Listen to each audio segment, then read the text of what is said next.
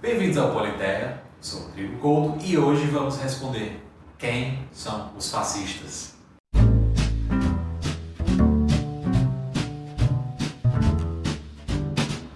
Semana passada revisamos a crise cultural da Europa do final do século XIX, início do XX, que levou certos ideólogos a uma sistematização e criação de doutrinas que estão nas raízes dos movimentos e ideários fascistas, especificamente do movimento italiano, que eventualmente seria o Partido Fascista Italiano, e do Partido Nacional Socialista dos Trabalhadores Alemães, ou seja, nazismo.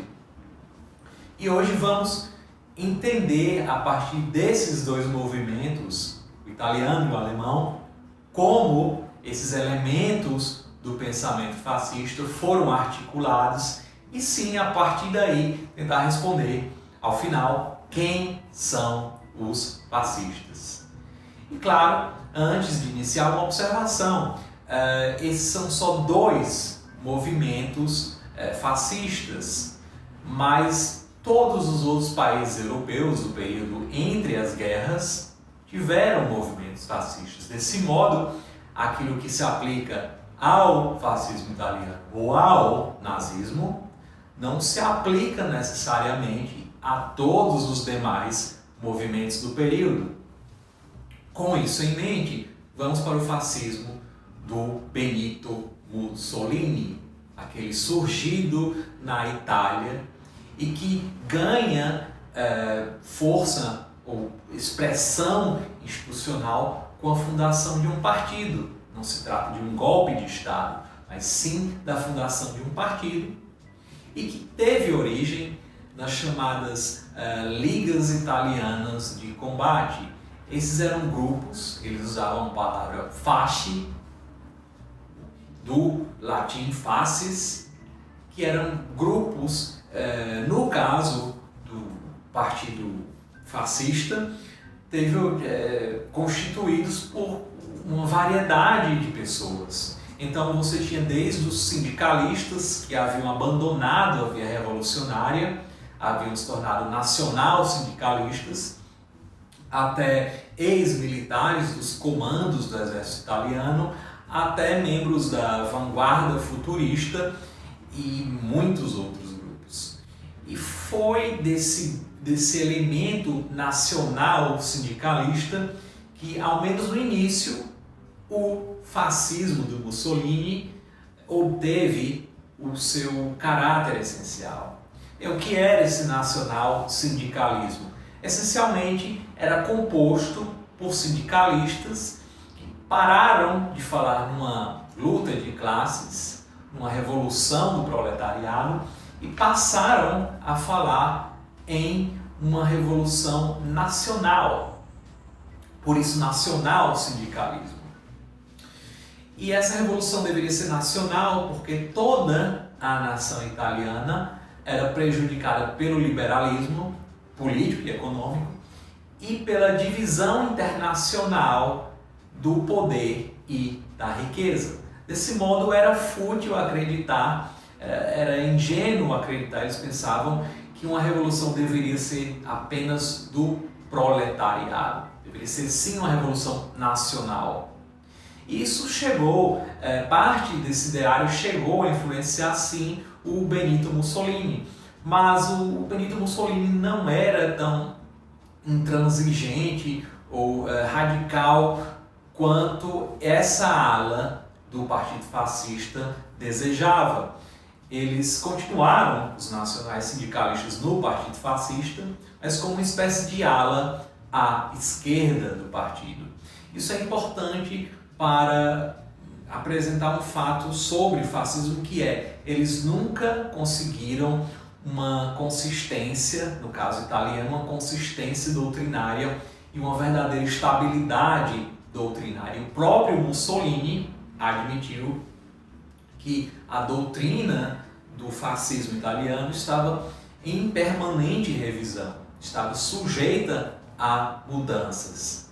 e reforma. Bem, mas se essa doutrina estava em fluxo, em permanente mudança, o que caracterizava esse fascismo italiano? Bem, num primeiro momento, o chamado sindicalismo, porque a nação foi dividida em sindicatos e, eventualmente, ela foi dividida em 22 corporações nacionais, ou seja, uma espécie de corporatismo. Pois bem, é através dessas corporações nacionais que o Estado fascista vai penetrar em todos os setores da sociedade. E desde a década de 20 eles já utilizavam o termo totalitário, mas com uma conotação positiva, porque eles achavam que, sim, o Estado italiano fascista é totalitário, ou deve ser totalitário, porque nós queremos a presença do Estado em todos os setores da sociedade italiana, porque é o Estado fascista que vai completar duas tarefas históricas. A primeira, a de dar unidade à nação italiana, lembrando que os italianos foram uma das últimas nações europeias a se constituir em Estado, um Estado nacional, portanto. E a segunda tarefa histórica, de modernizar a Itália. Vejam aqui a ideia de progresso, porque eles acreditavam que a Itália não era suficientemente moderna. Após esses dois objetivos, haveria então um objetivo externo, um objetivo além do país Itália, que seria o objetivo de construir um novo império, idealizado como um novo império romano, um império italiano inspirado na glória antiga de Roma. Temos aqui uma doutrina então que se dirige para o futuro, mas que tenta extrair do passado a inspiração para construir esse futuro. E, como falei no vídeo anterior, esse tipo de doutrina não é possível sem um apelo à violência. Porque, vejam, todos esses objetivos, além da concentração do poder, exigiam violência. Mas essa violência exigia um novo homem. O homem capaz de sacrifício em nome da nação. E esse homem capaz de sacrifício não seria construído só pela simples violência, mas também com doutrinação. Por isso eles criaram a escola de misticismo fascista. Sim, mais um elemento que eu mencionei no vídeo anterior, que é o fato de que eles não eram racionais, ou não apelavam para a racionalidade humana. Segundo essa escola de misticismo fascista, o fascismo deveria ter como base não uma construção racional, mas mitos nacionais. A ideia de mito, mais uma vez, aparece aqui como força capaz de mobilizar todo o grupo nacional. Portanto, é necessário compreender que, além da penetração do Estado em todas as esferas da vida, havia também esse objetivo de criar um culto nacional, uma espécie de religião cívica. Então, esse era o fascismo italiano. Pretendia reformar não só a Itália, mas o povo, o homem. É muito mais fácil, no caso do nacionalsocialismo, ou seja, o nazismo dos alemães, pensar a doutrina. Porque, enquanto o fascismo nunca conseguiu realmente uma doutrina estável, os alemães conseguiram, sim, desde o início, criar, com poucas variações, um pensamento bastante coeso. Isso pelo fato de que o nazismo era produto de poucas cabeças, ao contrário do fascismo. O nazismo era produto essencialmente de Hitler e alguns outros poucos colaboradores. E duas ideias essenciais definem o nazismo: raça e território. Bem, como é que essas ideias funcionam nessa ideologia? Bem, primeiro, o mundo, segundo os nazistas, está dividido em raças. E a lógica da natureza é uma lógica de permanente conflito, com a vitória de uns que aniquilam os outros. Então, já que a lógica da natureza é uma lógica de conflito e as raças existem, a lógica da natureza leva as raças a um conflito. E esse é um conflito essencialmente por território. Então era assim que eles interpretavam toda a história humana. E uma dessas raças, que obviamente sabemos que é uma categoria pseudocientífica, é a chamada raça ariana, que existiria em partes da Europa, mas essencialmente no norte e em partes da Europa Central, na Escandinávia, nos Países Baixos, na Alemanha, privadamente, ou seja, ele não falou isso para os alemães. O Hitler confessava que os arianos na Alemanha haviam sido contaminados, não eram mais, entre aspas, uma raça pura.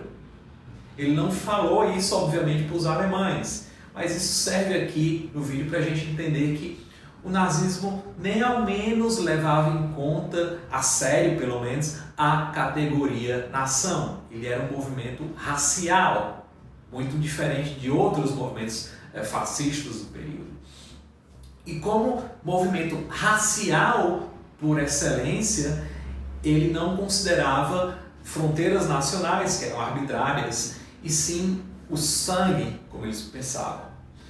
Então, a nação era apenas usada pelo movimento nazista, pelo nacionalsocialismo, como um elemento de propaganda e mobilização. Mas, no fim das contas, o que eles tinham como categoria importante era a raça. Isso fica claro quando nós vamos aos planos do movimento nacional-socialista e vemos que o grande plano era a conquista do leste europeu, ou seja, a conquista de espaço para a raça ariana, que levaria ao extermínio das populações eslavas, que seriam substituídas por colonos de origem alemã. Isso significa que havia um plano de extermínio de poloneses, ucranianos, russos e outras populações do leste europeu. Caso a Alemanha nacional-socialista tivesse sim vencido a Segunda Guerra, essa mortandade teria sido muito maior do que a do Holocausto judeu. E isso nos leva, essa menção à perseguição judeu, nos leva a um inimigo interno, que era, no caso, desde o início do movimento nacional-socialista, o judeu, compreendido como uma das fontes de corrupção, a principal, na verdade, fonte de corrupção da raça ariana na Alemanha. Isso fica muito claro quando, na linguagem dos nacional-socialistas, eles se referem ao judeu como uma espécie de doença que deve ser extraído, um germe que deve ser extraído do corpo da nação. Então temos aí os dois elementos básicos do nacionalsocialismo e nada disso seria possível sem, mais uma vez, extrema concentração de poder, capaz de permitir a penetração do Estado em todas as esferas da sociedade e sem extrema violência, que seria necessária para conquistar esse espaço para a raça. Com isso, todos os outros critérios, todos os elementos que a civilização até então conhecia eram desprezados e seriam eventualmente destruídos em nome de raça e território. Com base em todas essas considerações, nós podemos então questionar quem são os fascistas. Bem, a resposta mais óbvia, mais rápida é, os fascistas são aqueles que apoiam ou defendem uma ideologia fascista. Então devemos nos perguntar o que é uma ideologia fascista? Bem, a ideologia fascista vai ter esses caracteres que nós definimos aqui no vídeo. Em primeiro lugar, ela é uma doutrina revolucionária, ou seja, é uma doutrina radical. Ela tem como base uma ideia de levar um grupo, ou seja, ela é anti-individualista, de levar um grupo a um estado atual para um estado posterior, futuro, de maior progresso definido segundo os interesses daquele ideário.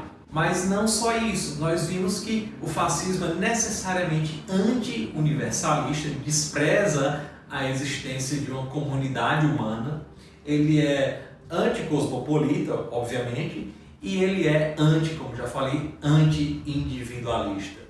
Então esses são elementos essenciais do fascismo, mas não só. O fascismo é totalitário. Então um movimento que é autoritário, que envolve abuso de poder, que envolve concentração de poder, não é necessariamente um movimento fascista.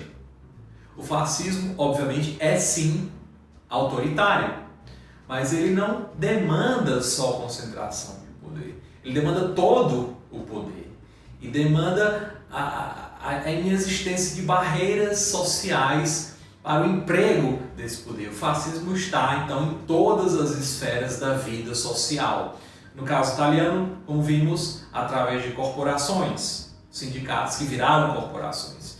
E no caso alemão, através de uma série de organizações que cuidavam do ser humano desde a primeira infância até a vida adulta.